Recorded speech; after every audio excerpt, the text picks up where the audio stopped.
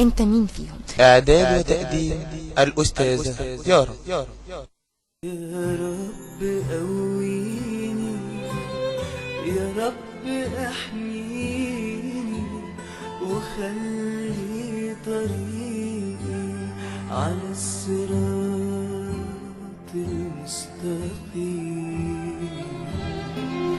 يا رب اكرمني بالخير وارزقني، واجعل أخلاقي دايما من صفات الحبيب.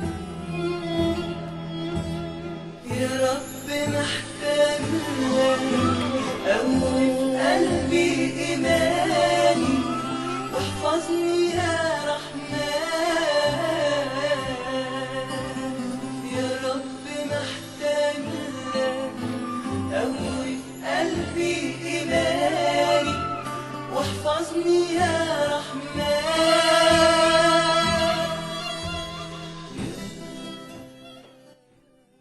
السلام عليكم ورحمة الله وبركاته، والصلاة والسلام على سيدنا محمد أفضل الخلق، أفضل الصلاة وأتم السلام. أهلا بيكم وحلقة جديدة من برنامجنا انت مين فيهم. ونعتذر المرة اللي فاتت عن إعادة الحلقة، بس كنا بنجهز لحلقة النهاردة، حلقة جميلة جدا وبإذن الله كلنا نستفيد منها.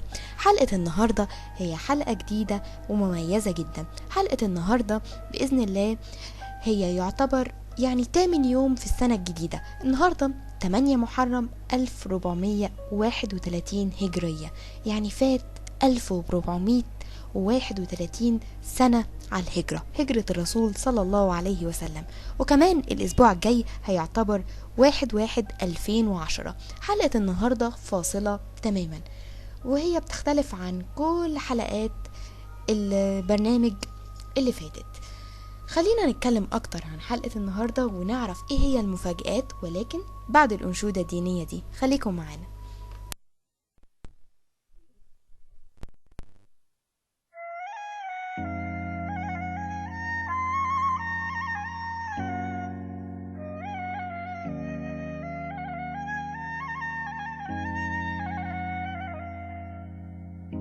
من مكة راح للأقصى في رحلة الإسراء،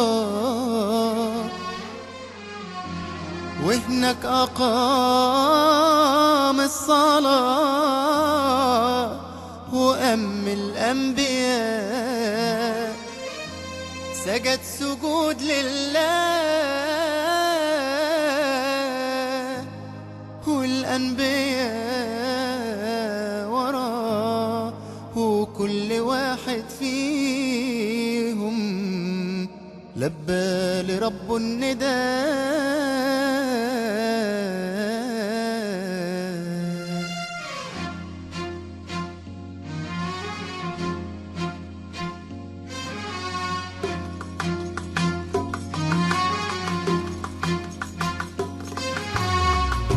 مين كان يصدق أو يقول كل ده يحصل إلا إذا كان رسول أو نبي منزل؟ زمن الطريق شهرين قطعوا في غمضة عين، من غيرك انت يا محمد بالدرجة دي وصل.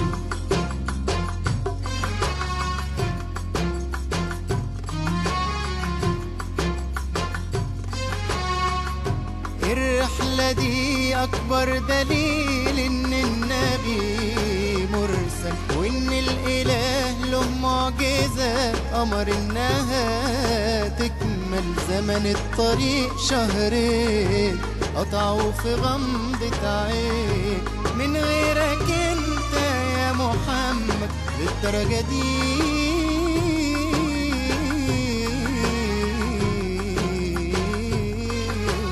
وصل.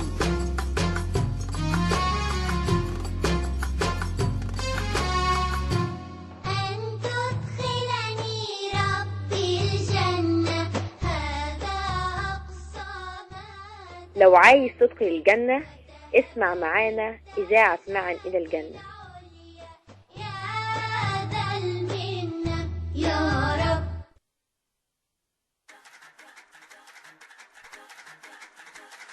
لو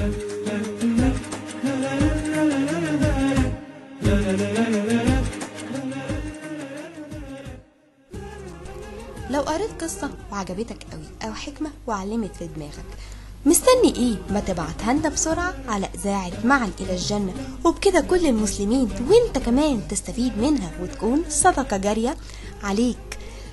كل ده هنعرفه اكتر في قصة اعجبتني. هنتناول مع بعض قصص اعجبتنا من كل حتت، قصص واقعية. هنفتش اكتر جوه القصص دي ونقرب منها ونستفيد علشان نطلع باجمل قصة اللي هنعيشها ان شاء الله مع ربنا ومع الحبيب صلى الله عليه وسلم، وكمان مع الناس.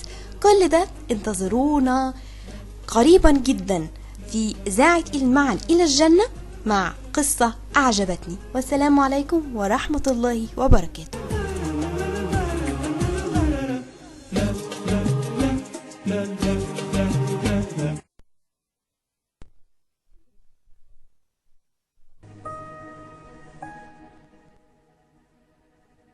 اللهم صل وسلم وبارك على سيدنا محمد وعلى آل سيدنا محمد، واجمع بيني وبينهم في الدنيا قبل الآخرة في خير ولطف وعافية، اللهم آمين. زي ما اتفقنا قبل الفاصل إن حلقتنا النهاردة هتكون مميزة جدا. خلينا بقى نعرف الحلقة النهاردة مميزة في ايه. طبعا كتير قوي من اللي بيسمعونا حاسس ان النهاردة زي بكرة زي بعده، وحاسس ان مفيش اي حاجة جديدة في حياته، كلها محصلة بعضها. طب يا عم انت عايز ايه من حياتك؟ والله انا مش عارف. طيب انت قدمت ايه لرسولك؟ بصراحة انا مش عارف ومكسوف جدا، مش عارف اقابله ازاي يوم القيامة. طيب انت بقى يا ستي يا كبيرة عملتي ايه لدنيتك؟ والله يا ابني انا بحاول اقدم حاجات بس مش عارف، انا حاسة ان انا مش قادرة اعمل اي حاجة، وانا كبرت في السن والسن اخدني، وحاسة ان انا ما استمرتش وما استثمرتش حياتي صح في رضا الله ورضا رسوله. ليه يا حاجة بتقولي كده مع انك ربيتي ولادك احسن تربية؟ يمكن دي هي الحسنة الوحيدة، بس انا من جوايا مش حاسة ان انا عملت اي حاجة لديني ولا رسولي. عشان كده انا بدعو كل الشباب اللي بتسمعنا اللي هي تحاول دايما جاهدة في ان هي تعمل حاجة لدينها ورسولها. جزاك الله كل خير يا حاجة. دي كانت احدى الاسئلة او الافكار اللي بتدور جوه دماغنا. كتير مننا خايف اللي هو يمر بيه العمر وما يعملش حاجة لدينه ولا رسوله، وكتير مننا حاسس اللي هو في ايده حاجات بس مش عارف يستثمرها ازاي. كل ده هنقوله النهاردة في حلقتنا بإذن الله. خلينا بقى ندخل في الموضوع على طول وبلاش رغي كتير. النهاردة بإذن الله عايزين نبدأ صفحة جديدة جميلة مع بداية 8 محرم 1431 هجرية. صفحة جديدة مع ربنا، صفحة جديدة مع أهلي، صفحة جديدة مع النبي.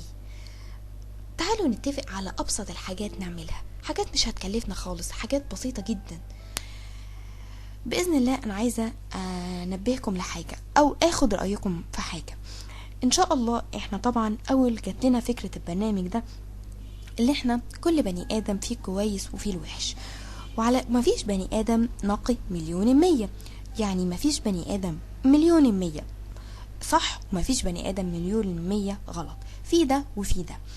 علشان كده احنا جات لنا فكرة البرنامج اللي احنا نعرض شخصيات حسنة نستفيد منها في حياتنا، وكمان نعرض شخصيات سيئة نستفيد منها برضو، اللي احنا نتجنب الصفات السيئة اللي فيها ونخلي مكان الصفات السيئة دي صفات حسنة من الشخصيات اللي احنا بنتناولها. علشان كده كانت فكرة البرنامج انت مين فيهم؟ انت مين من الشخصيات دي؟ هل انت شخصية حسنة ولا شخصية وحشة؟ والصفات الوحشة تغلبت عليك قوي بحيث اللي انت بقى ظاهر للناس صفات وحشة اكتر من الصفات الحسنة القليلة اللي عندك، برغم اللي انت عندك الاتنين، بس من كتر ما الصفات الوحشة تغلبت عليك وتمكنت منك انت بقيت شخصية سيئة.